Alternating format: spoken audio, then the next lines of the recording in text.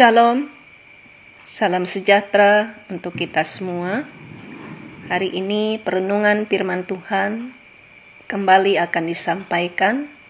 Sebelum kita bersama-sama membaca dan mendengarkan firman Tuhan ini, mari kita berdoa. Tuhan Allah Bapa kami dalam Yesus Kristus, terima kasih atas kasih setia Tuhan dalam kehidupan kami. Pada saat ini ya Allah, kami akan mendengarkan firman Tuhan. Tuhan kiranya menguduskan hati, pikiran, dan hidup kami. Dan biarlah kami dipersiapkan Tuhan untuk mendengar dan menerima firman Tuhan ini. Dan firman Tuhan ini akan menjadi penuntun dalam setiap langkah kehidupan kami. Roh Kudus Tuhan akan menolong kami dan Tuhan memberkati kami semua. Oleh dan di dalam Yesus Kristus Tuhan kami menyerahkan doa ini. Amin. Roma pasal yang keempat, ayat yang pertama sampai dengan ayat yang ke-12. Demikian bunyi firman Tuhan ini di bawah perikop, Abraham dibenarkan karena iman. Jadi, apakah akan kita katakan tentang Abraham, bapa leluhur jasmani kita? Sebab jikalau Abraham dibenarkan karena perbuatannya, maka ia beroleh dasar untuk bermegah. Tetapi tidak di hadapan Allah. Sebab apakah dikatakan nas kitab suci? Lalu percayalah Abraham kepada Tuhan, dan Tuhan memperhitungkan hal itu kepadanya sebagai kebenaran. Kalau ada orang yang bekerja, upahnya tidak diperhitungkan sebagai hadiah, tetapi sebagai haknya. Tetapi kalau ada orang yang tidak bekerja, namun percaya kepada Dia yang membenarkan orang durhaka, imannya diperhitungkan menjadi kebenaran. Seperti juga Daud menyebut berbahagia orang yang dibenarkan Allah bukan berdasarkan perbuatannya. Berbahagialah orang yang diampuni pelanggaran-pelanggarannya dan yang ditutupi dosa-dosanya. Berbahagialah manusia yang kesalahannya tidak diperhitungkan Tuhan kepadanya. Apakah ucapan bahagia ini hanya berlaku bagi orang bersunat saja, atau juga bagi orang tak bersunat? Sebab telah kami katakan bahwa kepada Abraham iman diperhitungkan sebagai kebenaran. Dalam keadaan manakah hal itu diperhitungkan? Sebelum atau sesudah ia disunat? Bukan sesudah disunat, tetapi sebelumnya. Dan tanda sunat itu diterimanya sebagai meterai kebenaran berdasarkan iman yang ditunjukkannya sebelum ia bersunat. Demikianlah ia dapat menjadi bapa semua orang percaya yang tak bersunat, supaya kebenaran diperhitungkan kepada mereka. Dan juga menjadi bapa orang-orang bersunat, yaitu mereka yang bukan hanya bersunat, tetapi juga mengikuti jejak iman Abraham, bapa leluhur kita pada masa ia sebelum disunat. Amin. Saudara yang dikasihi dan diberkati oleh Tuhan, banyak tokoh Alkitab yang dapat menjadi teladan. Salah satu tokoh adalah Abraham. Abraham dikenal sebagai bapa orang beriman. Ada banyak hal yang menjadi dalam kehidupannya. Ada banyak keputusan yang penting yang perlu ia ambil sepanjang perjalanan hidupnya.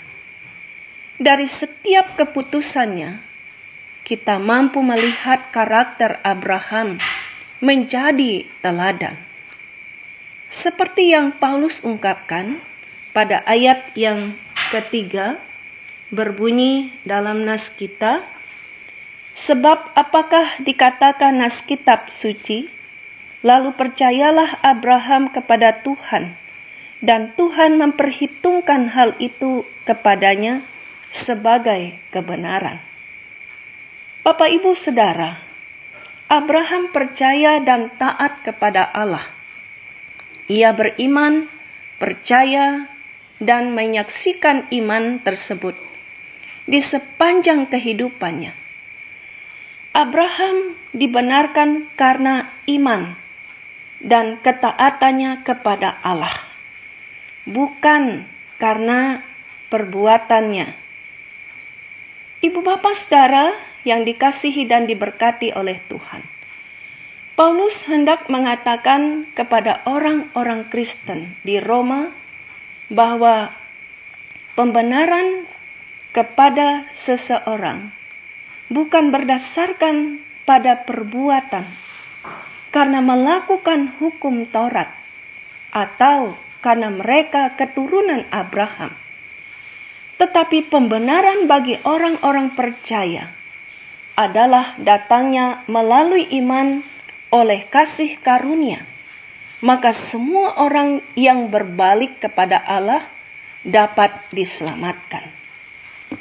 Paulus mengatakan kepada kita bahwa perbuatan baik kita tidak membantu kita mencapai keselamatan, tetapi hanya karena kasih karunia Allah di dalam Yesus Kristus, seseorang diselamatkan. Ini sepenuhnya atas kehendak Allah. Dengan demikian, iman berlawanan dengan perbuatan manusia.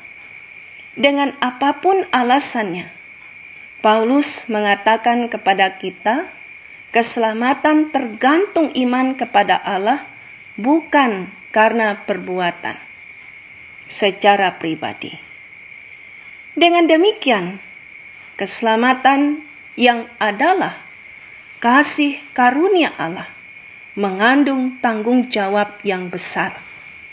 Apa tanggung jawabnya itu? Tanggung jawabnya itu menjaga supaya hidup ini tetap dalam kesucian, kekudusan, dan kebenaran, seperti yang dikehendaki Allah. Dengan itu kita diharuskan agar tidak boleh lagi dengan cara hidup yang lama menerima keselamatan kasih karunia Allah. Kita menerima hidup baru karena di dalam Kristus kita dilahirkan baru. Tuhan memberkati kita. Amin. Mari kita bersatu hati di dalam doa. Mari kita berdoa. Tuhan Allah Bapa kami yang Maha Kasih dan Maha Kuasa, kami mengucap syukur dan berterima kasih kepadamu ya Allah, atas waktu dan kesempatan yang Tuhan anugerahkan dalam hidup kami. Pada waktu ini kami boleh bersama-sama mendengarkan pengajaran Tuhan ini. Tuhan memberkatinya bagi kami, dan pimpinlah kami agar kiranya kami tetap memiliki iman yang teguh di dalam kehidupan kami tiap-tiap hari. Tuhan, pada kesempatan ini kami ingin menyerahkan untuk jemaat kami yang ada di Tumbang Bahan atau Narui. Biarlah kuasa kasih Tuhan Yesus Kristus tetap memimpin dan menyertai keberadaan jemaat-Mu yang ada di tempat ini. Dan Tuhan senantiasa mengasihi mereka semua. Karuniakanlah kesehatan, kekuatan kepada mereka, dan Tuhan senantiasa memimpin dan menyertai di dalam hari-hari kehidupan mereka.